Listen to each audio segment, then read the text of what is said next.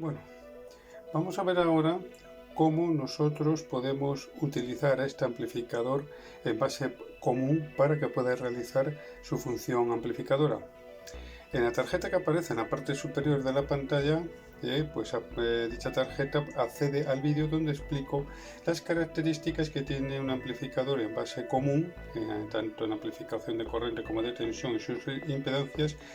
Y una característica que le hacía tener un hándicap importante a este amplificador era su impedancia de entrada. La impedancia de entrada era muy baja, con lo cual eso impedía que en ese amplificador pudiéramos conectar cualquier tipo de generador de señal, porque debido a esa baja impedancia no le iba a sobrecargar y por tanto pues no iba a realizar ningún tipo de amplificación. Pero claro, entonces alguno dirá, pues ¿para qué sirve un amplificador en base común? ¿Para qué nos hemos perdido el tiempo en explicar en este vídeo el funcionamiento de un amplificador en base común, en este caso, si luego posteriormente pues no se va a poder utilizar o no vale para nada, por así decirlo, dicho de una forma así un poco drástica? Bueno, para ver, en este caso, para qué sirve un amplificador en base común, antes de analizarle, vamos a ver una de las características que tienen las líneas de transmisión, para entender posteriormente para qué sirve o para qué vamos a utilizar este amplificador. Bueno, tenemos aquí estos tres ejemplos que son líneas de transmisión de señal y de corriente eléctrica.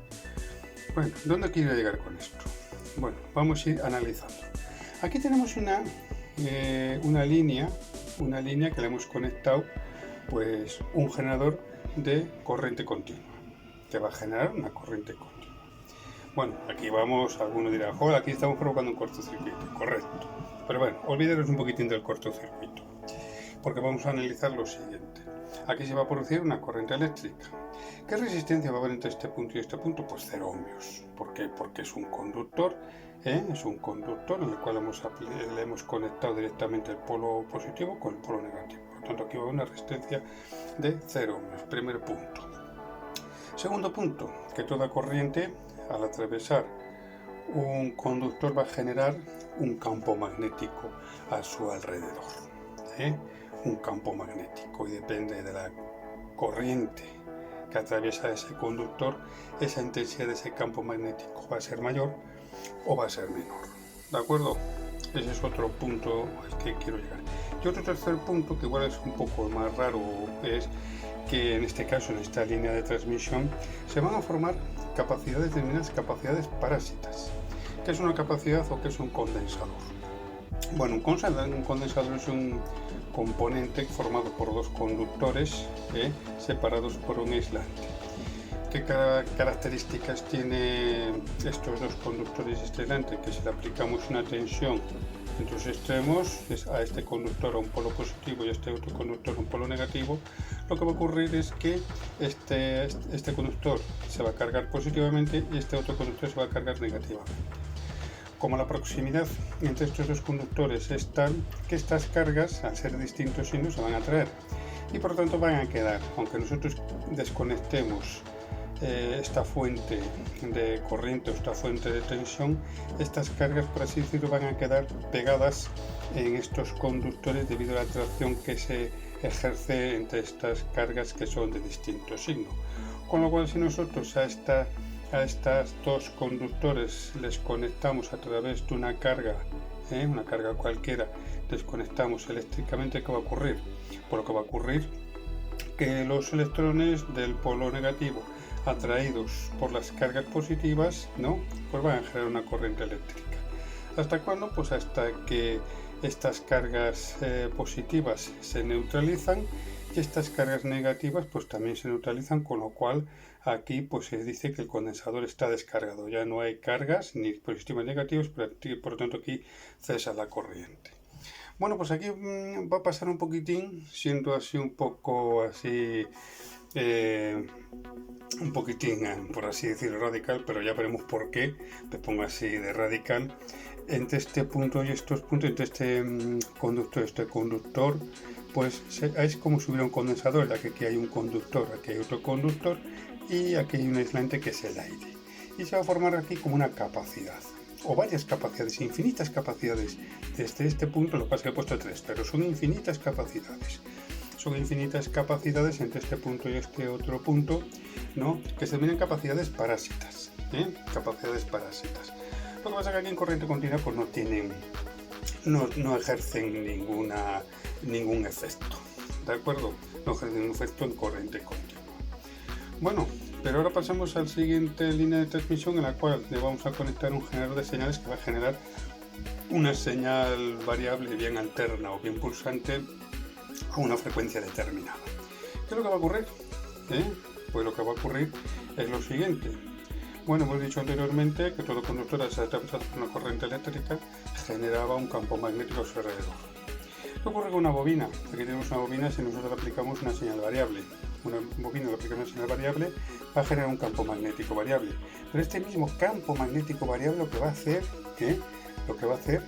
es que en la bobina, porque también, otra cosa que hemos dicho, que todo conductor al estar bajo el influjo de un campo magnético variable genera una diferencia potencial entre sus extremos y por tanto genera una corriente. Por lo tanto, aquí esta bobina, también su propio campo magnético que ha generado al ser variable, dicho campo magnético en dicha bobina, dicho campo magnético en dicha bobina variable, pues va a generar una diferencia potencial entre sus extremos y va a generar una corriente que se va a oponer a la corriente que en un principio provenía o la había creado. Por lo tanto, esta corriente va a crear su propio monstruo, va a crear una corriente que le va a poner. Bueno, este tipo de corriente que se va a poner va a ser la impedancia inductiva, la famosa XL. Por lo tanto, aquí se va a encontrar con una posición, se va a encontrar con una posición, con una impedancia.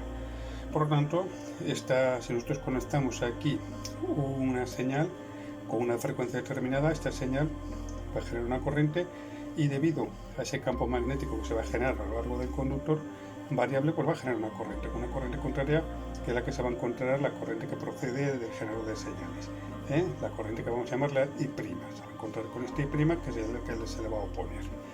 ¿De acuerdo? Pero también hemos hablado de las capacidades parásitas. En corriente continua no tienen un efecto, pero ya en corriente variable ya empiezan a molestar un poquitín. ¿Qué ocurre si nosotros a un condensador le metemos una señal variable? Pues que el condensador se va a cargar y se va a descargar. Esa corriente de descarga, pues ¿qué ocurre? Pues que se va a poner a la corriente que posteriormente le va a volver a cargar. Se le va a poner una posición. Por lo tanto, va a generar una corriente denominada I secundaria. Una I' generada por el campo magnético y una I secundaria generada por las descargas de estos infinitos condensadores o capacidades parásitas, que junto con la intensidad generada magnéticamente, pues van a ejercer una oposición a la corriente proveniente del generador de señal, la corriente que en un primer momento pues ha generado estos fenómenos, ¿de acuerdo? Lo que pasa es que, bueno, igual que en el caso de corriente continua, si esta frecuencia pues no es muy alta, pues no va a tener efecto, el efecto va a ser mínimo. Pero ¿qué ocurre si ya metemos señales ya importantes? Señales del orden de los gigahercios, fijaros, gigahercios. ¿Qué es lo que va a ocurrir? Pues que estos fenómenos se van a agrandar, van a ser más importantes. Es decir, el campo magnético que se va a generar va a ser variable, el campo magnético, o mejor dicho, la corriente que va a generar ese campo magnético va a ser mayor. ¿Por qué? Porque las variaciones, al ser más grandes, va a generar más corriente. Lo mismo que los condensadores, que al cargarse y descargarse varias veces, pues más corriente van a generar. Con lo cual, ¿esto qué va a dar como resultado? Va a dar resultado que esta línea de transmisión se van a generar en la misma infinitas células formadas por bobinas y condensadores parásitos. Aquí he puesto 1, 2, 3, 4, 5, 6, pero son infinitas. Pues todas esas células LC infinitas que se van a generar debido a esta frecuencia tan elevada, pues van a generar una corriente pues ya importante, una corriente IZ, que se va a poner a la corriente proveniente del generador de señales, y por tanto van a hacer que esta línea de transmisión, su impedancia aumente considerablemente. ¿De acuerdo? Bueno, pues esto es lo que se genera en las líneas de transmisión. Y bueno, ¿para qué he explicado todo esto? Bueno, pues para ver lo siguiente. Anteriormente dijimos que si nosotros metíamos a un amplificador en base común una señal con una frecuencia, exactamente, si nosotros metíamos un amplificador en base común con una señal con una frecuencia más o menos media o pequeña, pues no le va a amplificar porque la impedancia de entrada va a ser tan grande que prácticamente, por así decirlo, se iba a tragar la señal. Y por tanto no iba a ser amplificada. Pero ¿qué ocurre si este amplificador en base común le aplicamos una señal de una frecuencia muy elevada, por orden de los gigahercios? ¿Qué es lo que va a ocurrir? Pues que entre este punto, la salida del generador de señales, y la entrada, aquí, base emisor, tendríamos aquí base de aquí entre el punto base emisor y RE, es decir, entre este punto, es decir, este cuadradito que he dibujado aquí, en este cuadradito que forma parte, pues esta zona conductiva. ¿Qué es lo que va a ocurrir si le metemos esa señal de frecuencia tan elevada? Porque se van a formar infinitas células LC, como hemos visto anteriormente cuando estuvimos analizando las líneas de transmisión. ¿Y qué va a dar como resultado todo esto? Va a dar como resultado que se va a generar esta línea de transmisión, pues va a generar una corriente en contra y Z que se va a poner a la corriente que proviene del generador de señales. Con lo cual, ¿qué ocurre? Que la corriente que proviene del generador de señales pues se va a encontrar con una posición, se va a encontrar con una impedancia. Por lo tanto, esa impedancia que se va a encontrar pues va a ser la impedancia de entrada de esta etapa amplificadora en base común.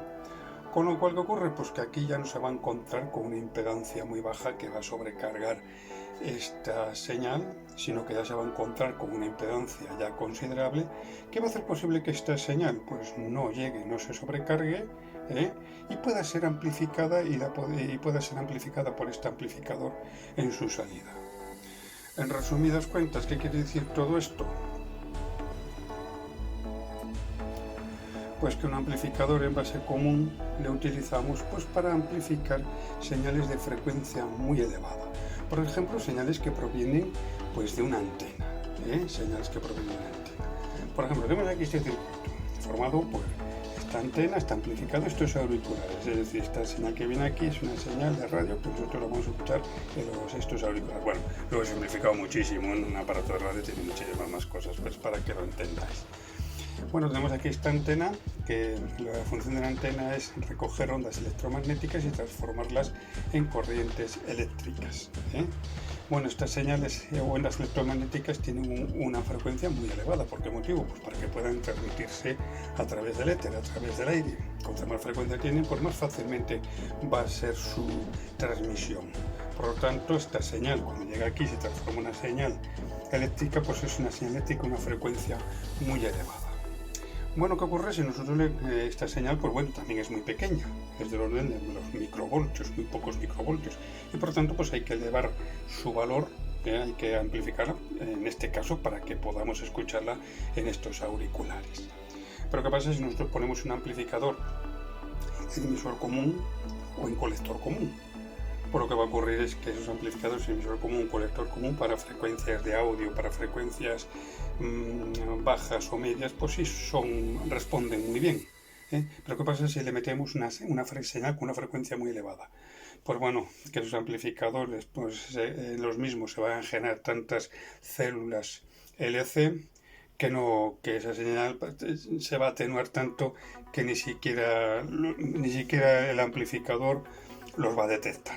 Estoy hablando del amplificador en emisor común y colector común, los va a detectar y por tanto esa señal no la va a amplificar. Por tanto, aquí no vamos a escuchar absolutamente nada. Pero ¿qué ocurre si nosotros ya metemos un amplificador en base común? Un amplificador en base común lo que va a hacer que esa señal, al ser una frecuencia tan grande, pues sí que ese amplificador, al aumentar su impedancia de entrada, sí que la va a poder amplificar y sí que la va a poder ampliar, con lo cual esa señal, que era de unos pocos microvoltios, pues va a ser amplificada, va a ser ampliada a unos cientos o miles de microvoltios, y por lo tanto cuando llegue a los auriculares, pues esta señal pues va a ser audible. Por lo tanto, resumidas cuentas, Un amplificador en base común se utiliza como previo, como previo de amplificador de señales de antena. Como tenemos aquí, tenemos la antena que recoge las señales y tenemos aquí un amplificador en base común, un previo. Esta señal que contiene información de audio, contiene información de vídeo, contiene información de una serie de datos, y esa señal que llega a esta antena, cuando llega, pues tiene que ser amplificada para posteriormente realizar todos los procesos necesarios para poder sacar esa información de audio, vídeo o los datos que contenga, y por lo tanto tenemos que ampliar. Entonces, para ampliarla, pues conectamos un amplificador antena que se llama previo de antena.